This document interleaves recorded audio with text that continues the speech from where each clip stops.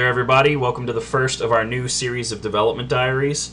This is Tony, as always, and I want to welcome you. And we're going to have some cool stuff to show you today. But before we get into it, I do want to talk to you real quick about what's been going on in general with us for the past couple of months. I know that things have not always gone the way that we hoped and the way that we told you that they would go. And no one feels worse about that than I do. It's tough because we're all really just trying to pay the bills right now, and then work on this whenever we have any free time. And I initially really had some issues with being organized and really pinning down what I wanted to do in terms of gameplay mechanics. However, in the past couple months or so, we've gotten our team pretty much up to full strength. I'm talking to a user interface artist right now, and that's pretty much the last position we need to be filled. Everybody's doing a really good job, and we've rewritten our entire code base in the past couple months, and we did finally nail down a lot of those really core gameplay mechanics that are very important. So I think we're kind of on the right track now, and we're learning. This is not something that's, as I've said before, it's not an exact science, so I do appreciate everyone being patient with us. So let me get started here. This is going to be the first of several videos, each showing a core gameplay mechanic, and these videos will hopefully culminate in a gameplay demonstration and our Kickstarter presentation.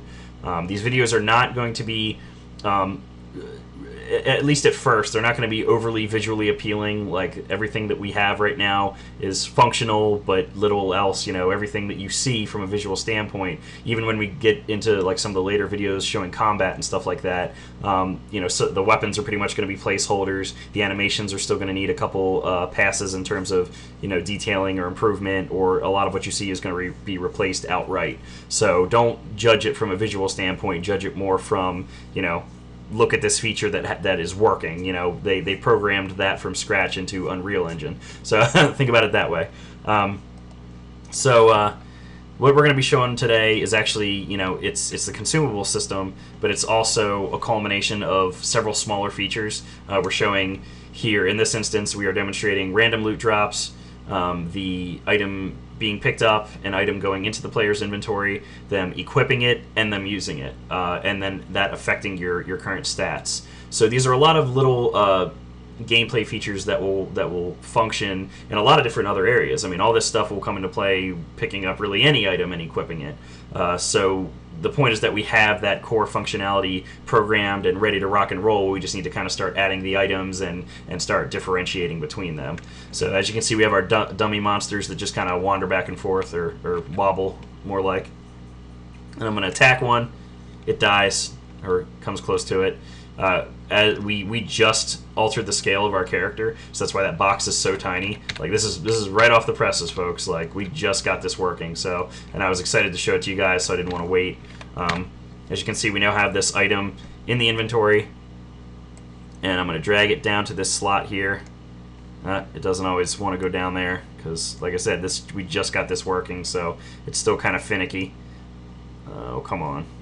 Don't do this to me. There we are. Okay.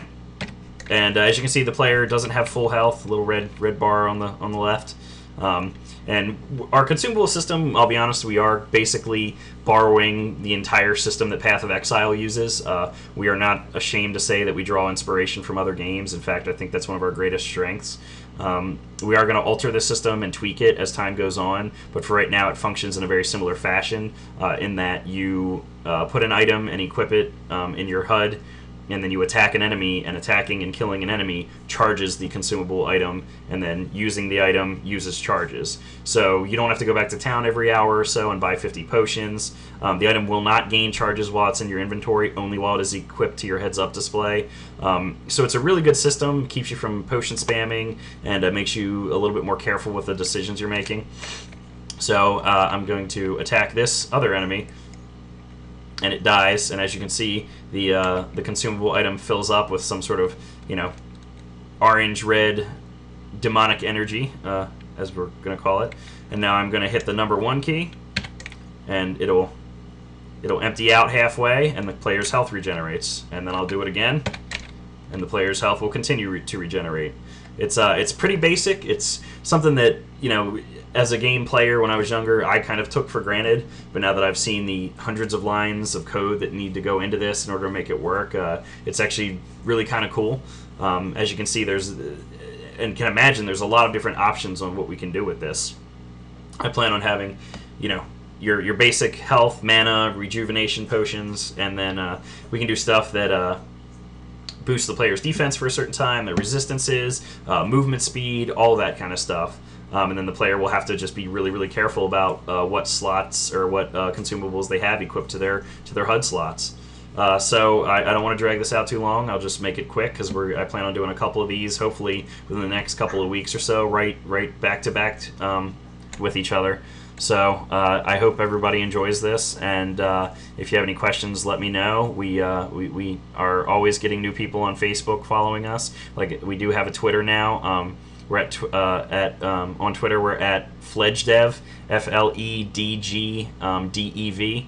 And then, like I said, we have a Facebook page, facebook.com/Fledgling Studios, and we actually have our official forums back up and running again. We're at fleshasunder.com/forum.